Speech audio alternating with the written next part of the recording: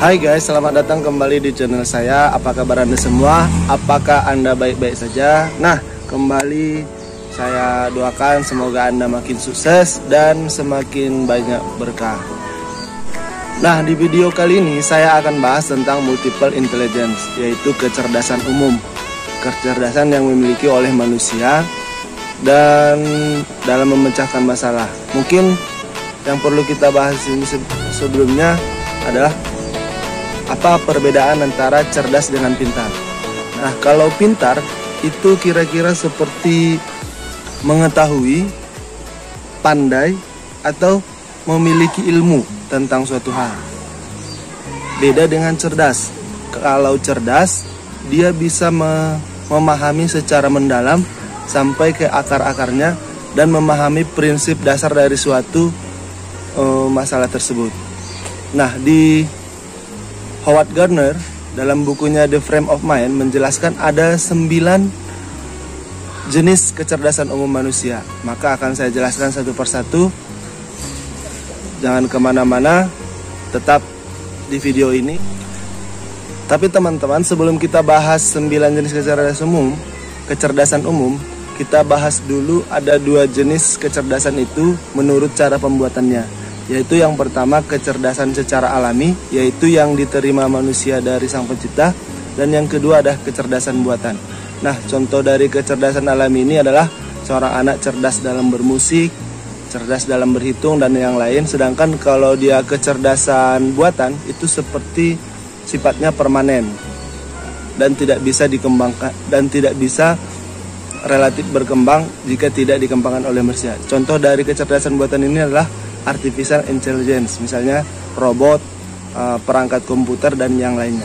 Nah, langsung saja teman-teman kita ke kecerdasan yang pertama. Oke, kecerdasan yang pertama itu adalah kecerdasan naturalis. Nah, orang yang memiliki kecerdasan naturalis ini, dia sangat peka terhadap alam. Dia sangat peka terhadap perubahan alam, kejadian di lingkungannya, situasi dari iklim, cuaca, dan untuk memprediksi sesuatu perubahan di alam. Nah, orang-orang seperti ini dalam mengelola alam itu, dia dapat mengelola dengan sebaik-baiknya. Makanya dia bisa berhasil karena kecerdasannya ini. Sebagai contoh itu adalah petani atau petualang atau pemburu. Jadi dia dapat menyatu dengan alam dan dapat memanfaatkan alam itu untuk kebutuhannya. Itu adalah kecerdasan yang pertama, yaitu kecerdasan naturalis. Kecerdasan yang kedua adalah kecerdasan musikal. Kemungkinan besar orang yang memiliki kecerdasan musikal ini, dia sanggup memainkan berbagai jenis alat musik, paham mengenai nada, bisa menangkap ritme suatu lagu atau nada suatu lagu, bisa mengulangi frasa musik, dan cepat bahkan bisa dia menciptakan lagu atau membuat nada lagu dalam tempo yang sangat cepat. Sebagai contoh, orang yang memiliki kecerdasan musikal ini adalah pencipta lagu, penyanyi, atau orkestra. Jadi dalam setiap hal yang dia lakukan itu bukan hanya 1, 2, bisa juga dalam sekaligus yang berhubungan dengan musik atau yang berhubungan dengan nada-nada. Jadi dia sanggup memanfaatkannya, kecerdasannya itu dari musikal untuk kehidupannya. Oke, kecerdasan yang ketiga adalah kecerdasan logikal. Nah, orang yang memiliki kecerdasan logikal ini memiliki kemampuan bernalar yang sangat tinggi dan bisa mengatur strategi dan memandang suatu masalah itu dari berbagai segi. Nah, sebagai contoh, dia mampu memecahkan masalah atau menciptakan suatu masalah dan menyelesaikannya dari berbagai cara, dan mencoba memecahkannya dalam berbagai metode yang lebih baik sehingga memungkinkan untuk mendapatkan hasil yang lebih baik. Sebagai contoh, orang-orang yang cerdas dalam tipe logikal ini adalah misalnya peneliti, yang kedua misalnya detektif. Itu adalah kecerdasan yang ketiga, kecerdasan logikal. Kecerdasan yang keempat adalah kecerdasan eksistensial. Kecerdasan eksistensial ini artinya seseorang itu memiliki kecerdasan dalam hal memikirkan atau mempertanyakan hal-hal yang terjadi dalam hidupnya. dia memanjakan pikirannya dengan berbagai banyak pertanyaan yang mengapa sesuatu itu terjadi. Sebagai contoh misalnya dia berhipotesis atau berpendapat, atau dia bertanya mengapa dia hidup di dunia ini. Setelah itu, mengapa dia dilahirkan sebagai laki-laki, mengapa dia dilahirkan sebagai laki-laki bertempat tinggal di suatu tempat. Nah, seorang anak yang memiliki kecerdasan seperti ini, atau manusia yang memiliki kecerdasan seperti ini, itu sering membuat orang tuanya kewalahan. Kenapa? Dari pertanyaan yang diajukan dan diberikan jawaban oleh orang tuanya, masih juga dimunculkan pertanyaan dari jawaban itu. Artinya pertanyaannya tidak ada habisnya. Nah, itulah ciri-ciri orang yang memiliki kecerdasan eksistensial.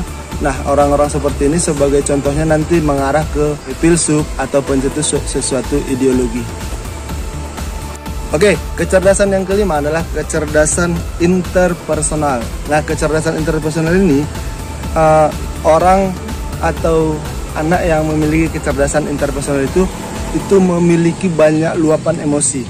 Jadi sebagai contoh, dia selalu bisa mengekspresikan apa yang ada dalam hatinya.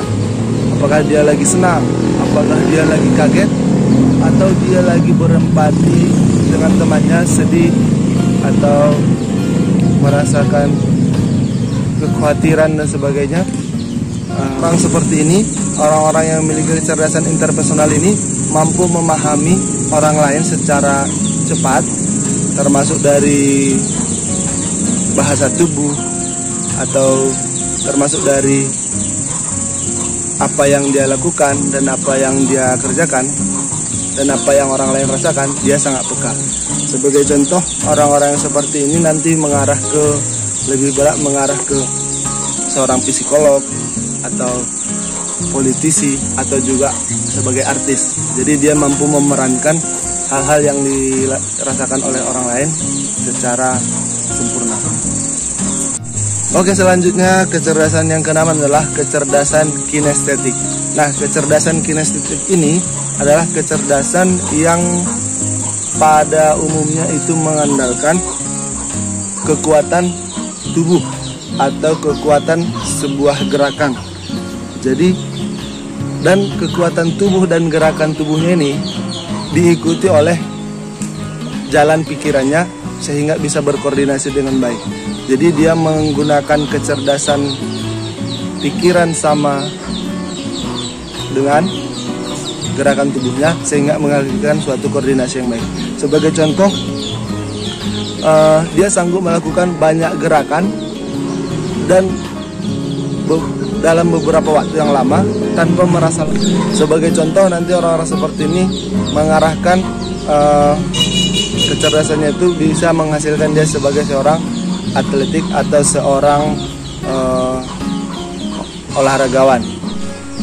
Selanjutnya, kecerdasan yang ke-8 adalah kecerdasan intrapersonal. Nah, kecerdasan intrapersonal ini Anda menggunakan pikiran Anda sebagai kekuatan Anda, dan pikiran Anda itu sebagai tempat perlindungan Anda yang paling aman. Anda bisa memahami perasaan Anda dan pada tingkat yang lebih dalam sadar apa yang Anda inginkan. Jadi kecerdasan intrapersonal ini lebih ke diri sendiri, memahami diri sendiri, dan berbeda dengan interpersonal tadi, lebih memahami emosi orang lain.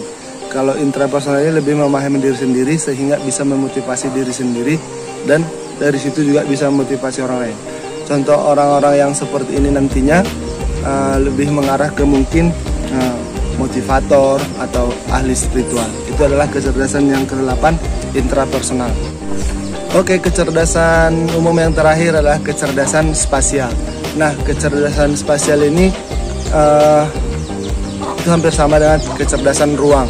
Jadi orang yang memiliki kecerdasan spasial ini, dia mampu memelihara dan dapat mengubah imajinasi atau penglihatannya menjadi sebuah gambar, atau imajinasi menjadi nyata, dan yang nyata menjadi imajinasi.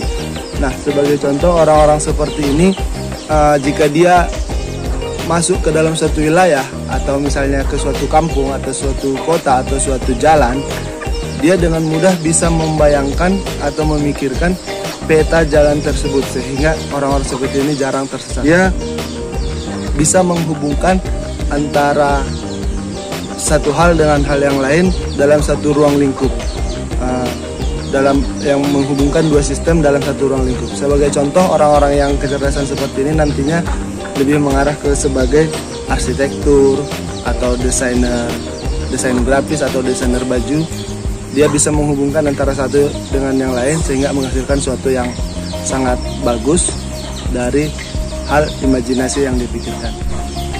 Nah, itu dulu penjelasan tentang 9 jenis kecerdasan umum yang bisa saya sampaikan. Semoga bermanfaat. Silakan share video ini sehingga bermanfaat bagi orang lain. Subscribe juga. Sampai ketemu di video selanjutnya. Salam sukses selalu. Salam ultra kaya.